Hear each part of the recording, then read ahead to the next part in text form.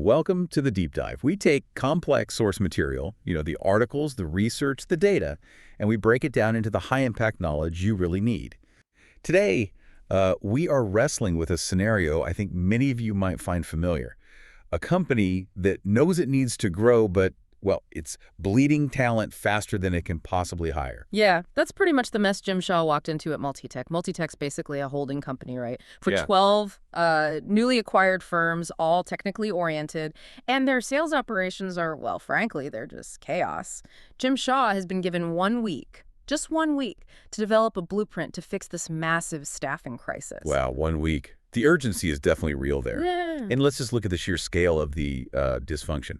Across these 12 companies, sales performance, below industry average, everywhere. Everywhere. And they employ over 600 sales reps in total. 600. But here's a kicker. A 25% annual turnover rate. I mean, that's debilitating. They're losing 1 out of every 4 salespeople every single year. And the way they hire, that's what really stands out in our sources. It's described as completely unstructured, frantic, catch as catch can. Catch as catch can. Sounds messy. It is. Managers are just rushing to fill empty seats, mostly by poaching from competitors, but there's absolutely no pattern, no standard criteria to make sure they're getting quality people. And on top of that chaos, management is demanding this huge strategic expansion. They need Jim Shaw to figure out how to hire 100 new reps annually, plus replace all the ones they keep losing. Yeah, it's a tall order. So our mission today really is to give Jim Shaw and you, the listener, the strategic and practical blueprint needed to turn this whole operation around. Okay, so where do we start? That plan begins by redefining selection. It's not just some HR checkbox, right? It's strategic. And it's a legal imperative because the sources are crystal clear. The single worst mistake any manager can make is a bad hire, period. Okay, I got to stop you there, though. If everyone knows a bad sales hire is so costly, training time, lost morale, lost revenue, why do managers keep making that mistake? Well, often because they rely on gut feeling, on intuition, instead of actual systems. Strategic selection really needs 2 things. First, you've got to develop standardized tools and procedures, things to objectively match applicants to the job requirements. And second, you actually have to stick to that system when you're choosing people. And that second part, that's where a lot of companies fall down. Right, the follow-through. And objectivity is so key, especially because of the legal side of things. We're talking Title VII of the Civil Rights Act, which basically demands that hiring decisions have to be based on objective criteria. Exactly. And those criteria have to meet 3 standards. 1, they have to be independently measurable. Okay. 2, they must be demonstrably job-related, can't just be random. Makes sense. And 3, critically, they have to be predictive of future performance. Predictive. Okay, that sounds like the toughest one to prove. It can be, and that's your legal backbone, really. You defend against discrimination claims through a process called validation. Validation is basically the statistical process of proving with data that your selection tools or your qualifications actually predict success on the job. It's science over gut feel. So this means managers need to be incredibly careful about what they ask candidates, right? What? I mean, obviously questions about race, religion, age, those are out. But even things like marital status or arrest records, generally off limits too. That's absolutely right, unless it's what they call a BFOQ, a bona fide occupational qualification, which is rare for those things. If you want a legal defense, every single question has to be relevant to the job itself. Lawful questions focus on things like, years of relevant experience, whether someone can travel extensively if the job needs it, their citizenship status, or conviction records. If those convictions directly relate to fitness for that specific sales role, it always comes back to relevance. Okay, relevance is key. So with that legal foundation set, let's dive into the actual selection toolkit. The things Jim Shaw needs to roll out immediately to standardize things across those 12 subsidiaries. Where should we start? Maybe the basics. Application blanks. Yeah, good place to start. The application blank, basically the personal history record, it's the second most widely used tool out there. It's designed to gather factual, verifiable stuff, education, work history, any gaps in employment, but it also often asks about, memberships, hobbies, outside interests, socio-environmental factors. But there's a warning here in the sources, isn't there? But only asking what you'll actually use. Exactly. It's a smart point. Companies should only ask for information they genuinely intend to use in the selection decision. If you ask about hobbies, but then never mention it or factor it in, that question could potentially be challenged later. So keep the form lean, focused, relevant. Okay, lean and relevant. Now, what about the undisputed king, as you called it? The personal interview. Yes, the interview. Virtually no salesperson gets hired without one. And I mean, for a sales role, it makes total sense, right? The interview, it's designed to check out conversational ability, poise, general appearance. But its real purpose, deep down, is to answer four key questions. One, is this person actually capable of excelling in this job? Two, how badly do they really want it? Oh. Three, will this job help them achieve their own personal goals? Is there a fit there? And four, will they actually work to their fullest ability?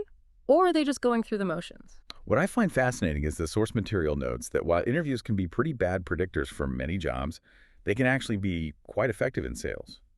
Why is that? Well, it's because the interview itself is kind of a job sample test for sales. The very skills you need on display communication, building rapport, thinking on your feet, they're pretty similar to what you need out in the field selling. Ah, that makes sense. It's a mini performance. Exactly. So, to make the most of that, Jim Shaw really needs to push for structured interviewing techniques. Probably the best, most validated approach these days is the behavior-based interview. It's built on a really simple idea. Past performance predicts future success.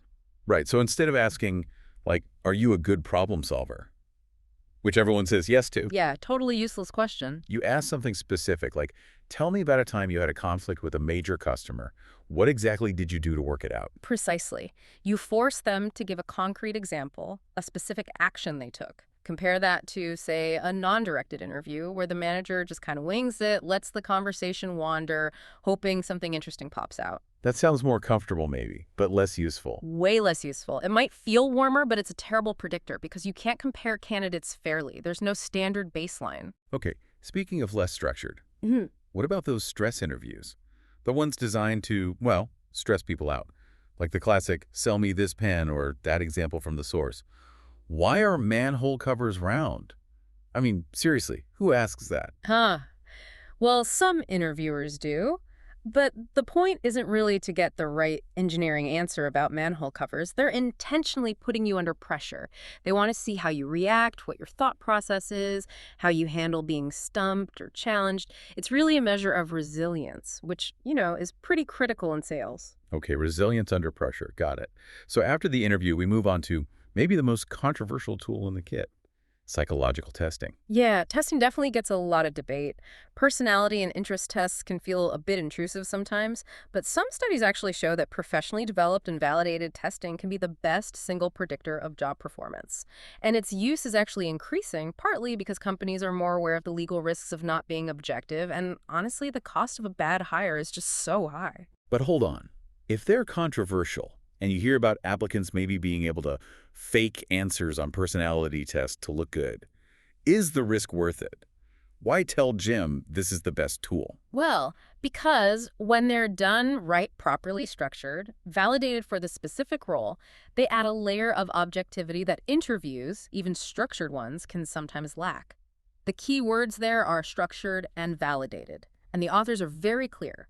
These tests should be professionally developed, and crucially, they should never be the sole reason someone is knocked out of the process. They're meant to be one piece of the puzzle, complementing the interview, the application, everything else, not replacing judgment. Okay, well, one piece of a larger puzzle. That makes Yeah. more sense. So once testing's done, the next logical step seems to be checking references and doing background checks. Yep, you're gathering info from references the applicant provides, but also potentially from third-party sources, credit reports, driving histories, that kind of thing, if relevant. But isn't there a challenge here? I've heard companies are really hesitant to give out detailed references anymore. Oh, absolutely. The big challenge is the fear of legal action. Defamation lawsuits, primarily. So many former employers are just clammed up. They'll confirm dates of employment and title, and that's about it. They won't give meaningful, critical feedback. That's why the single most reliable question you can often ask a former employer is deceptively simple.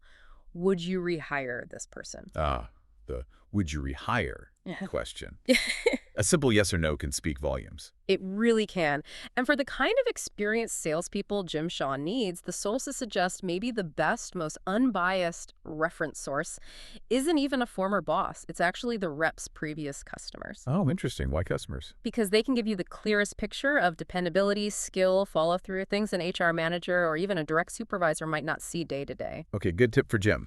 Now, quickly, there's one more tool mentioned. Assessment centers. Sounds intense. They are. Assessment centers are pretty high-end, resource-intensive, often run 1 to 3 days. They use simulations, case studies, role plays, leaderless group discussions.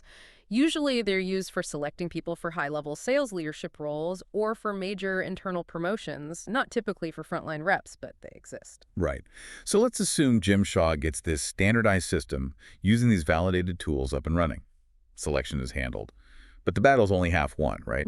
How does he stop that massive 25% turnover? Yeah. How does he keep the good people he hires? This is absolutely critical for multi-tech's success. The hiring decision itself is just the start, ranking the acceptable candidates, making the offer, and that offer needs to be solid. Compensation, benefits, maybe relocation help. But here's a really important modern detail the sources highlight. Many firms now proactively offer help to the spouse or significant other in finding a new job in the area. With so many two-career families, that spousal job search can be a huge factor in whether someone accepts your offer. That's a really practical point. Yeah. Shows the company understands modern life. And that attention to the person, not just the job slot, needs to continue long after they sign the offer letter, doesn't it? The sources talk about socialization and assimilation. Yes, exactly. Socialization and assimilation, it's the whole process of helping new hires understand and ideally adopt the norms, the values, the attitudes of the company culture. This is where job satisfaction and long-term commitment really come from. So how do you start that process effectively? Well, it actually starts before day one. Pre-entry socialization is key to stopping that early turnover, people leaving in the first few months. This is where realistic job previews, or RJPs, are so valuable. Giving candidates honest, comprehensive info, maybe a video, a booklet, or better yet, letting them spend a day shadowing a current rep. See the good, the bad, the ugly. So they know exactly what they're getting into. It lets them self-select out if it's not a fit. Precisely. If you paint this unrealistically rosy picture, they'll get disillusioned fast and leave. Better to be upfront. And then assimilation continues once they're on board. Learning the tasks, obviously, but also understanding the formal and the informal rules and norms. This is especially tough for remote reps, which many sales roles are becoming. So multi-text managers need to make sure new hires spend some quality time initially at the home office. Meeting support staff, feeling connected, learning who's who. And the manager's role here is huge. They need to actively fight that feeling where the recruit feels super wanted during hiring and then kind of ignored once they start. That honeymoon period ending abruptly. Absolutely. New reps feel valued during that intensive recruitment process. The manager has to consciously try to prolong that feeling. Integrate them socially, introductions, include them in team lunches or events, just generally pay attention. Ignoring them after they start. That's just feeding that high turnover rate multi-tech already has. So structure helps here. What about things like mentoring programs? Formal mentoring programs are a great way to structure that ongoing support.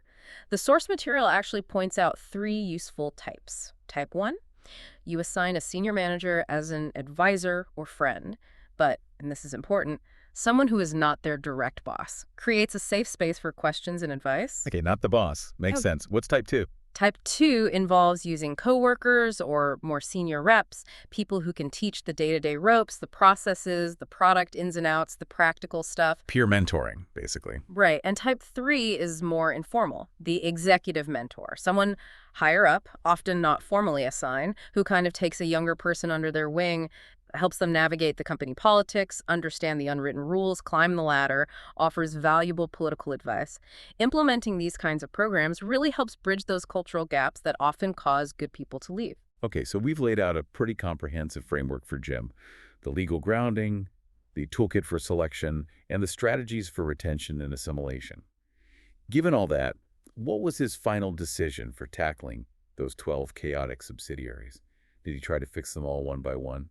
No, he wisely decided against that. Trying to personally overhaul the staffing for all 12 firms simultaneously, just too time-consuming, probably impossible in a week.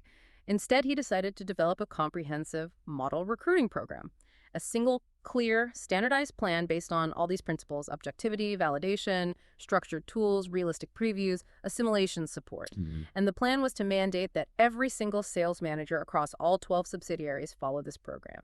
Standardization. That really seems to be the core solution here. And that standardized approach is probably the essential takeaway for you, the listener, too. Yeah. If you're facing chaotic sales problems, high turnover like multi-tech, the answer isn't just rushing to fill slots faster. It's about fixing and standardizing the system on the front end of selection and really prioritizing that cultural assimilation and support on the back end. Well said. And, we've talked about all these complex tools testing, structured interviews designed to increase prediction accuracy, make it more scientific. But the sources do make a point of noting that despite all this validation, executive judgment still plays a critical role in that final hiring choice. It's rarely just the numbers. So, here's a final thought to leave you with. If our current selection tools, even the best ones, can't predict success with 100% certainty and manager judgment is still vital, how can a company best ensure that their hiring manager's judgment is also consistently job-related and objective? What kind of training or structure or oversight can help validate that crucial human element in the process? Something for you to maybe ponder as you build out your own teams. That is a fantastic challenge. If you're validating your tools, how do you validate the judgment of the people using those tools? Excellent point. That wraps up this deep dive into strategic sales selection and retention. We really hope this blueprint gives you some practical ideas for tackling your own staffing challenges.